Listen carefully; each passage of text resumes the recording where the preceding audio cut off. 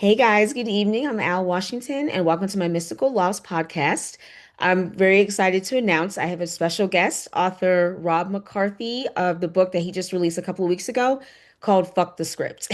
Yes, that is the name of it. I love it, blunt and straight to the point. So, yes, this is also a very important episode because I know if you guys are just tuning in to my podcast, The Mystical Loft, my work is more supernatural horror, but I wanted to take another pause reset episode because this book is dealing with mental health, self-love, and definitely taking control of your life back. So I'm going to pass the mic over to Rob. Rob, you want to say hello to everybody and introduce yourself?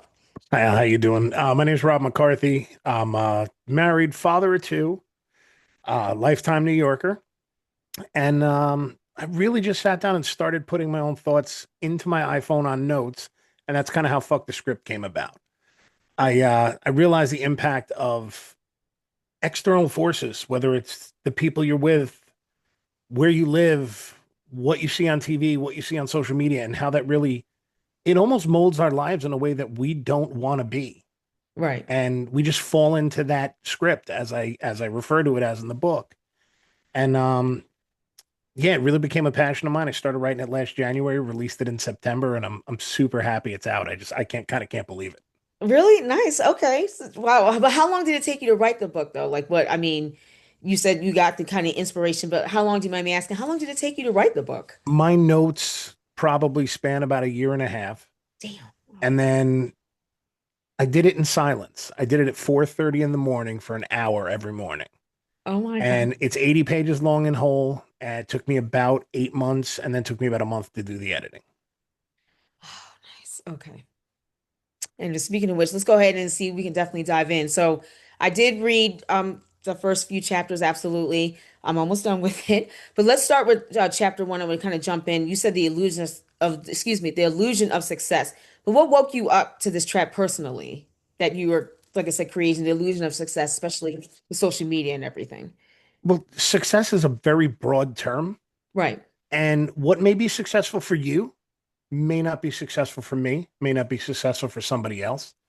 But we've been fed this script that we live by that says success is money, Mhm. success is the cars, the big house, Right. the vacations, everything else. My success was just not staying awake at night wondering how I was going to make ends meet. My success was not having the stress in my life where it came home with me. Right.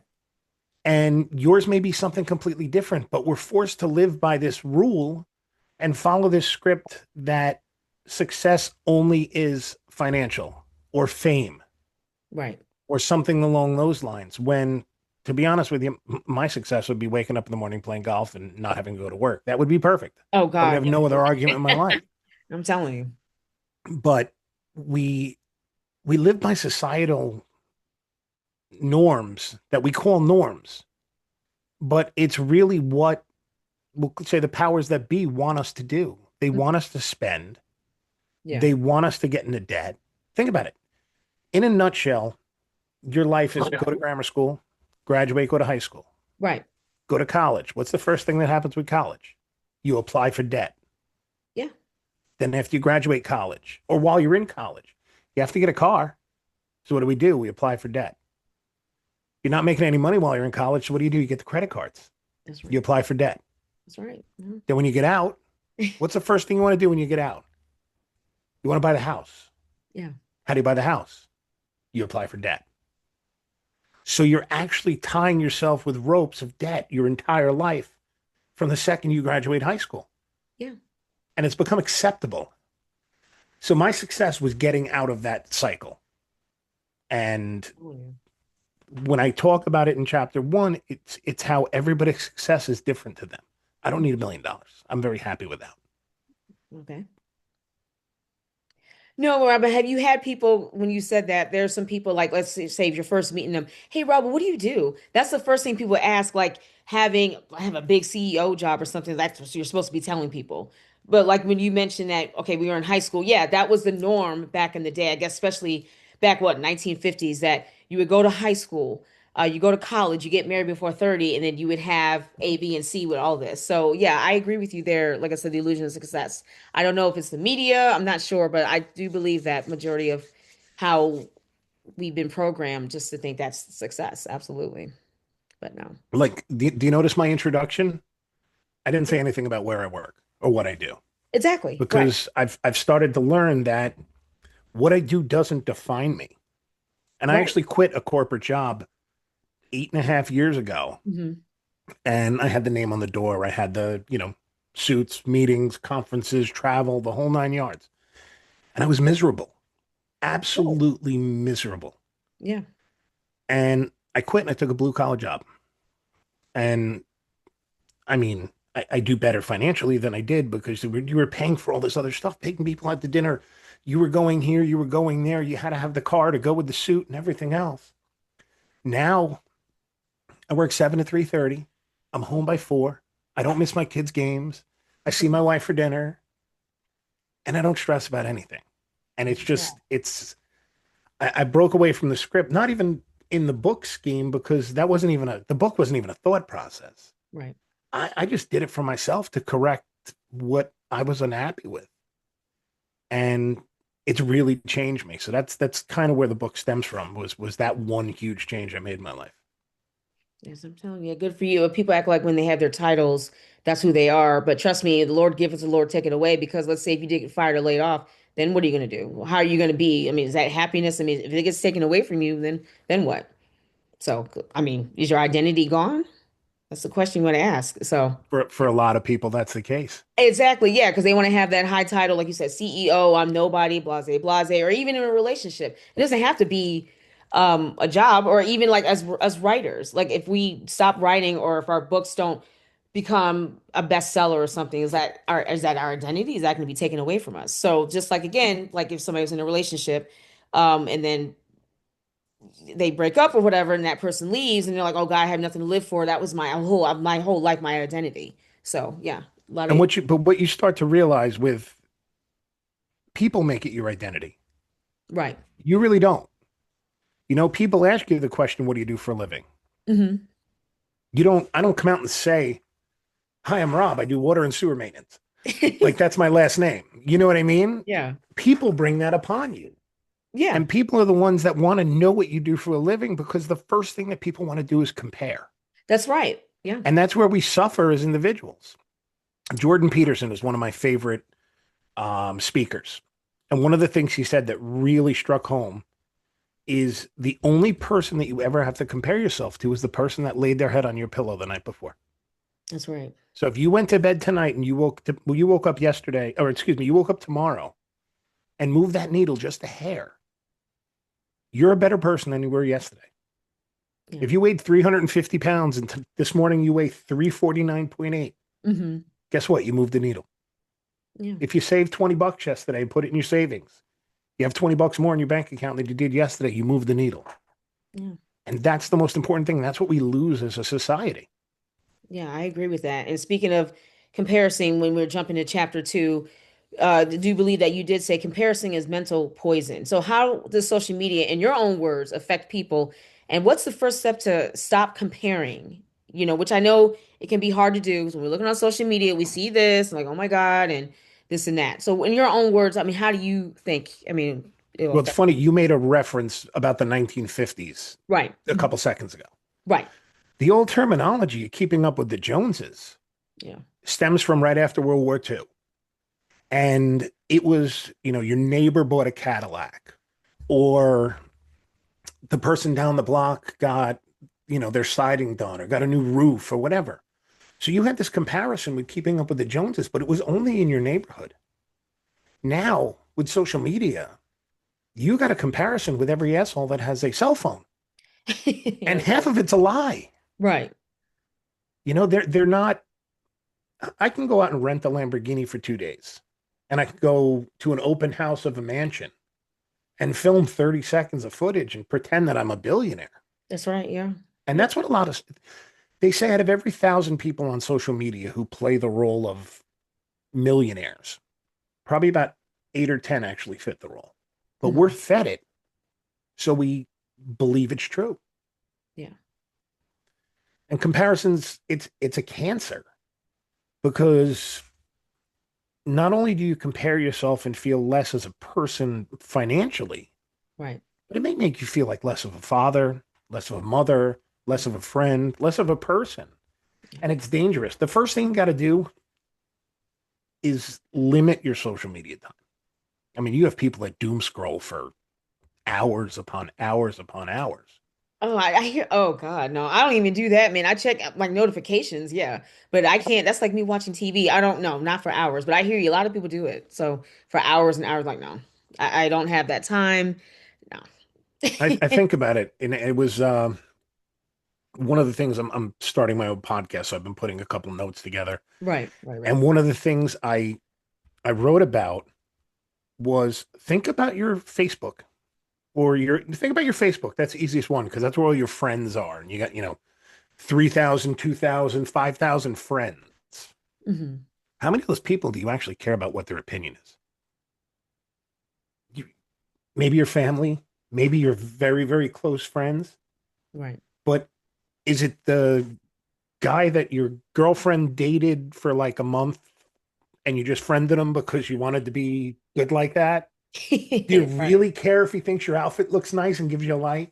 right. Do you really care if he comments on the picture you posted? No. And that's probably 80% of our Facebook friend list. Yeah. It's people that we have very, very small acquaintance with.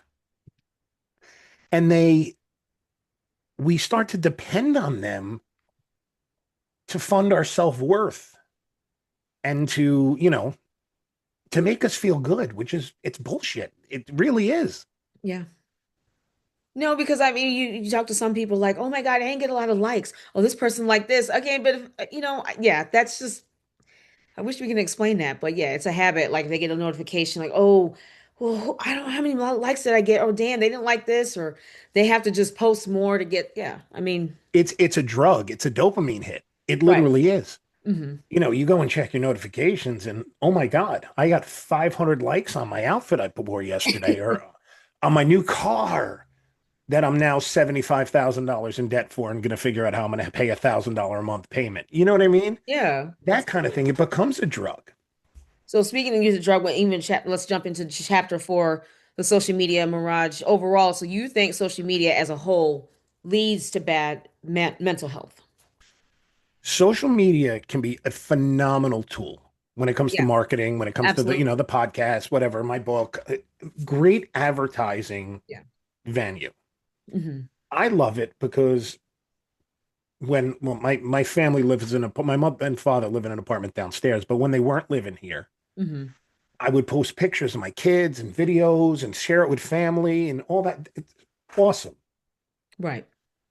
But if you've noticed now on your Facebook feed and your TikTok, when you're scrolling, all it is advertisements now.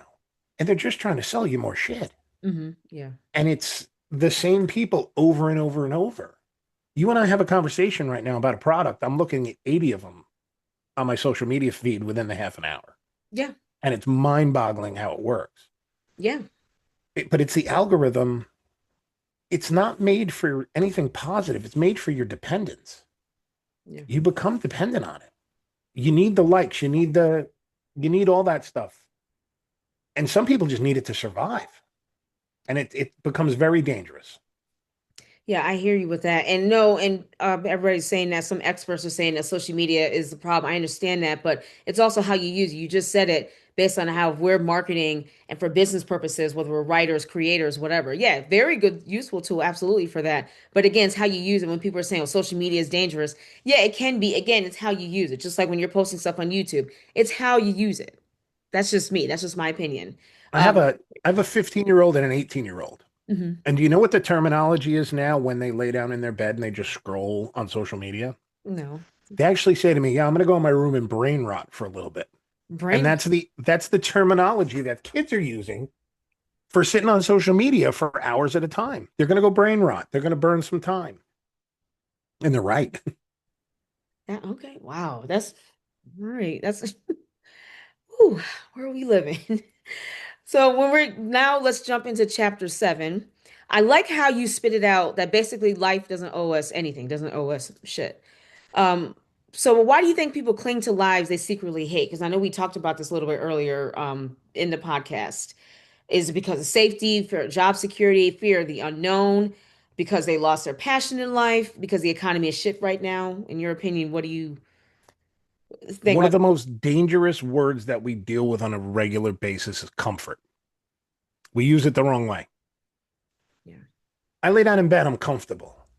That's cool. That's where I am at that point in time. And it's a feeling I need when I go to sleep. yeah, When I wake up in the morning, comfort doesn't allow me to improve myself at all. right. Discomfort improves me. Because you know what? My bed's comfortable. Hmm. The gym is one of the most uncomfortable places you can ever go in your life, both mentally and physically in some aspects. But discomfort is what improves you. Doing hard work, going to the gym, not buying your $7 Starbucks in the morning. That the Starbucks is comfort. Staying in bed for that extra hour is comfort.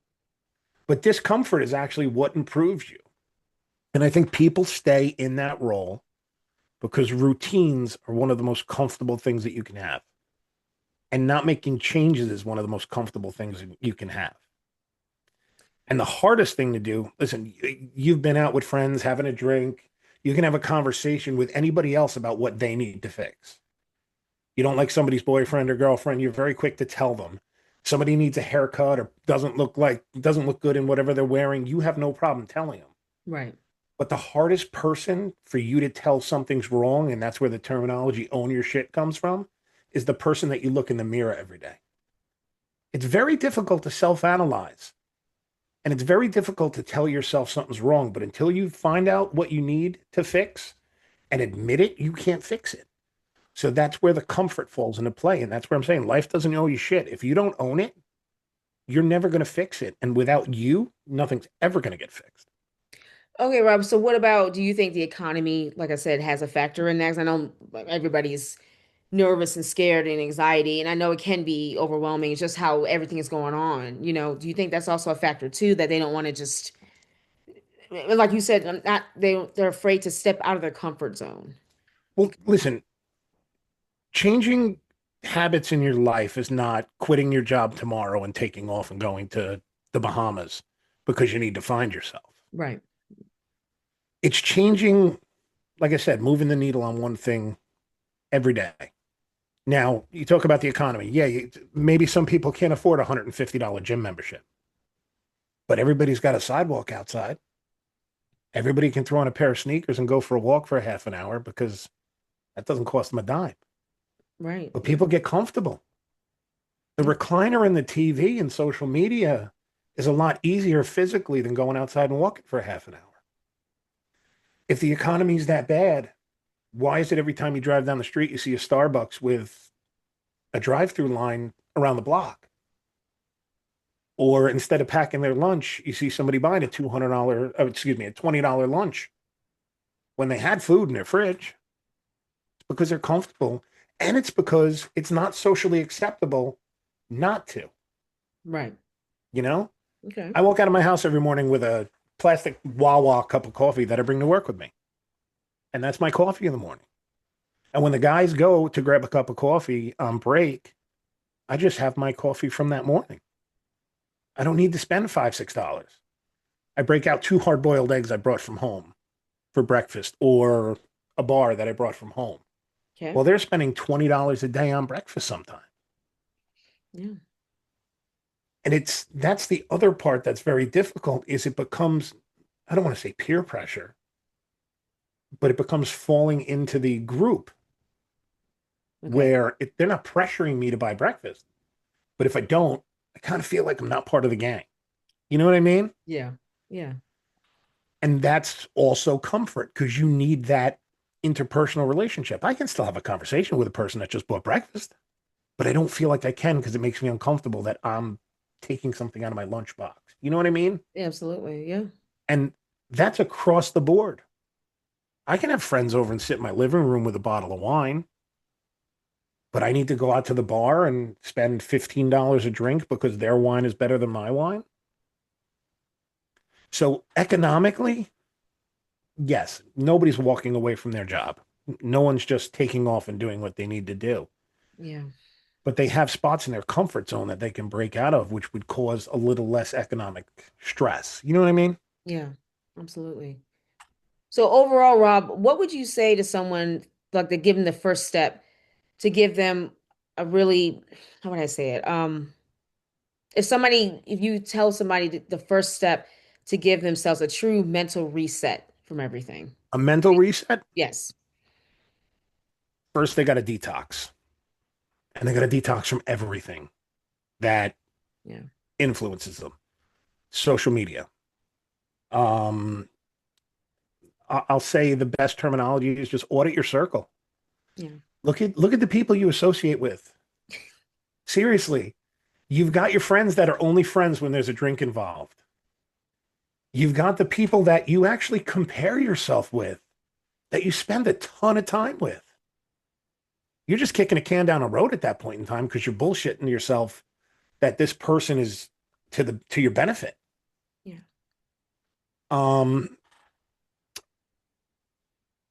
I'm a big proponent of just detoxing from anything that involves comparison. That's first and foremost. Your Yeah. social media, the people you compare yourself with on a regular basis. Then you got to detox from the toxic things. Going out to a bar is not your best bet financially, mentally, anything else.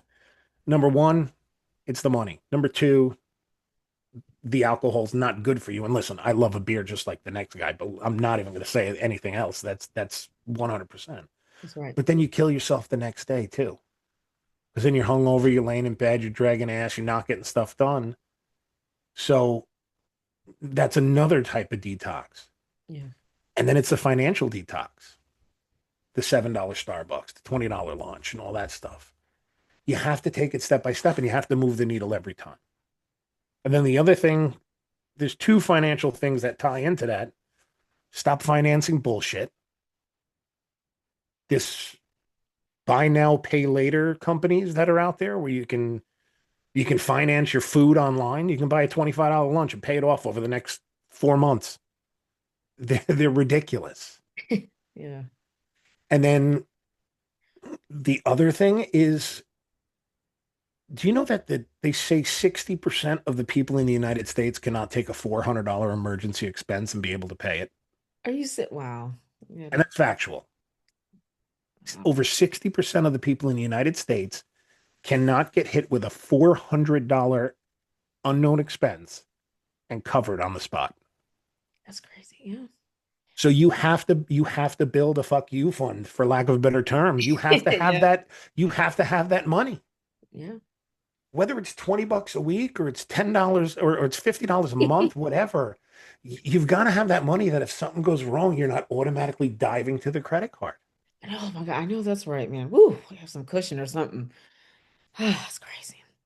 When I heard that fact about the 60%, I was very stunned. Very stunned. Well, yeah, I mean, hell, I mean, inflation's going up, everything, man. It's just, anyway, that's another topic for another time. So we know how the country is and the economy is right now. So I definitely hear you with that. Overall, I think the book, like I said, is excellent.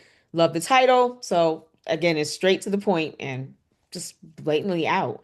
But what inspired you, Rob, to become a writer overall? Just what lit a fire under your ass? Like I like to ask my guests to really go for it and write, to become an author. I am a blue collar, straight shooter. How the book is written is how I talk. And if you asked everybody, and I was a college baseball player, I was an athlete my whole life. I coached all my kids' stuff. I was sports oriented. Mhm.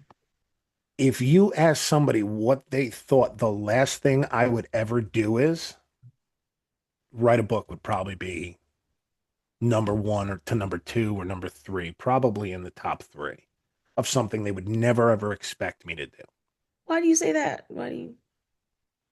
Um, Do you mind me I'm asking? not that eloquent. That's why the book is written in the style it is. It's written like having a conversation with me. Hmm. I didn't want to write it polished and fluffy self-help kind of thing because that's not who I am. Right. I mean, you can tell from having the conversation. Yeah. And I wanted to do something that was outside my comfort zone. Hmm. Like I said, that discomfort actually brought success. Yeah. I could have coached another team. I could have written a playbook for a basketball game or a football game, and that would have been easy. Sitting down, writing a book, and actually putting myself out there in some instances was something that really made me uncomfortable, and it was probably one of the proudest accomplishments I've ever had.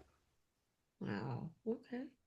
But I'm proud of you. Like you definitely did that because you just said it felt very uncomfortable, and that's how you, in order for to get comfortable, you have to get uncomfortable. But I mean, you want to find your own voice as a writer. So and again, from your book, it's not a corporate manual. It's your voice, your own unique voice, and that's Yeah, what if writers. after have spoken to me, if you read the book again, you Right. would actually hear my voice as you're reading it because that's just Exactly. it is just me. Yeah. Exactly. So that absolutely. Right.